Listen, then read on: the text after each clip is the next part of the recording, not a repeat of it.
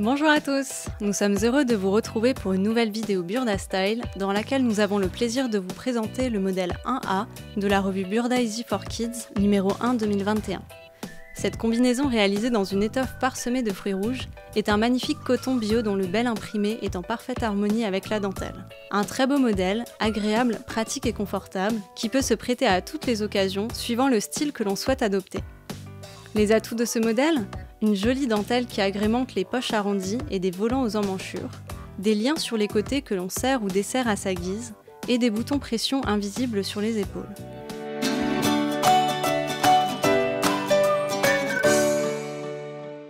Côté fourniture, en plus du tissu et de votre nécessaire de couture habituel, il vous faudra 2 boutons pression à coudre, ainsi que de la dentelle dont la longueur est précisée dans votre magazine. Je vais réaliser ce modèle avec la machine à coudre Excellence 580+ de la marque Elna. Pour les bords surfilés, je vous conseille d'utiliser un point spécial sur jet. Et si votre machine n'en possède pas, vous pouvez opter pour un point zigzag. N'hésitez pas à utiliser une surjeteuse pour des finitions plus nettes.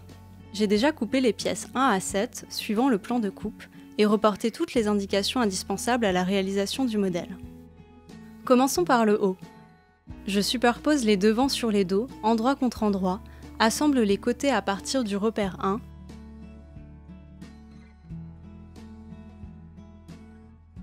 puis ouvre les coutures au fer. J'enfile les hauts l'un dans l'autre, endroit contre endroit, en faisant correspondre les coutures de côté, puis assemble les emmanchures, les épaules et les encolures. Je recoupe les surplus de couture, entaille dans les arrondis et dégarnis les angles des épaules. Je retourne le haut et repasse les coutures. Je prépare maintenant les volants. Je repasse tous les surplus de couture vers l'envers, hormis le bord qui sera foncé. Je modifie le point de ma machine pour obtenir un point zigzag serré et étroit et je pique le long des bords repliés. Je recoupe ensuite précautionneusement les surplus au ras du zigzag à l'aide d'une petite paire de ciseaux de préférence.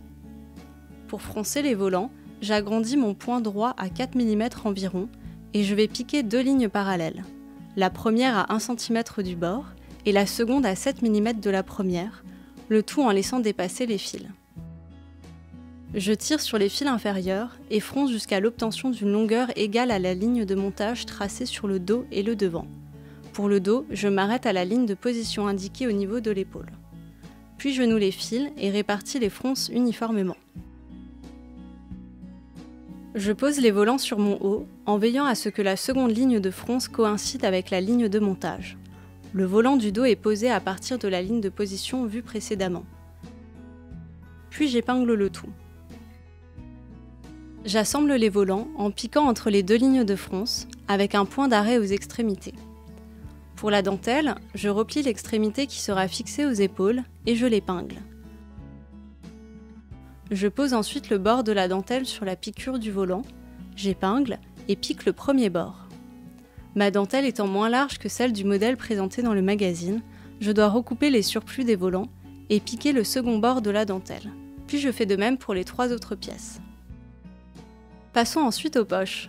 Je prends les pièces 3 et 4 du pantalon et viens poser le côté des jambes avant sur les côtés des jambes arrière, endroit contre endroit. J'épingle, puis les pique à partir du repère 2 en faisant un point d'arrêt aux extrémités.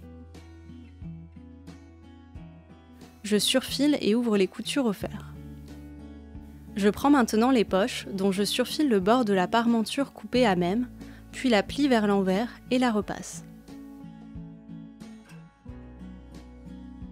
En raison de la longueur de la dentelle, je décide de l'épingler à 2,5 cm de l'entrée de poche.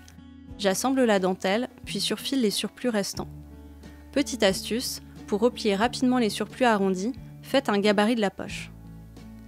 Une fois les surplus repassés, vous pouvez les bâtir, ou bâtir directement la poche sur le pantalon. Pour ma part, j'épingle la poche sur le pantalon suivant la ligne de montage et pique au ras du bord, en sécurisant la couture par un point d'arrêt. Poursuivons avec les prochaines étapes d'assemblage du pantalon. Je prépare les ourlets du bas de jambe, je plie le surplus vers l'intérieur, une première fois de 5 mm, je repasse, puis une seconde fois de 1 cm et repasse à nouveau. Je pose les jambes, endroit contre endroit, assemble la fourche arrière puis la fourche avant, en partant du repère 3. Je surfile les surplus et ouvre les coutures au fer. En restant endroit contre endroit, je fais correspondre les coutures de la fourche et j'épingle. Ensuite, je fais correspondre les repères de genoux, puis épingle l'entrejambe. J'assemble en une seule opération, en partant du bas de jambe. Je surfile les surplus séparément et ouvre la couture au fer. Assemblons maintenant le haut et le bas. J'enfile le haut de la combinaison dans le pantalon, endroit contre endroit. Je fais correspondre les coutures de côté et épingle la taille. Assurez-vous de ne pas épingler les volants. J'assemble à partir du repère 4. Je surfile les surplus ensemble et repasse la couture. Avant-dernière étape, les liens à nouer. Je plie les pièces 6 de moitié dans leur longueur, endroit contre endroit, et assemble les bords en laissant l'un des petits côtés ouverts. Je recoupe les surplus et dégarnis l'angle. Je retourne les bandes et les repasse.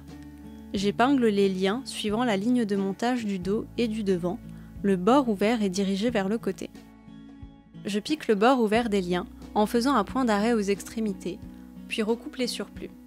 Je repasse les coutures en couchant les liens vers le côté et les surpique à 5 mm de la couture précédente.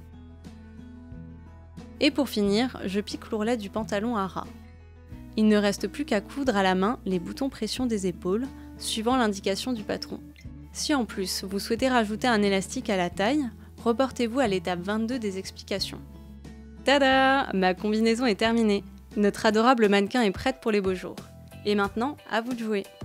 Nous vous souhaitons d'agréables moments de couture avec Burda Style. Abonnez-vous à notre chaîne pour être alerté des prochains tutos et rendez-vous sur notre groupe Facebook pour échanger avec d'autres couturières. Burda Style remercie et recommande son partenaire machine à coudre, Elna. À bientôt!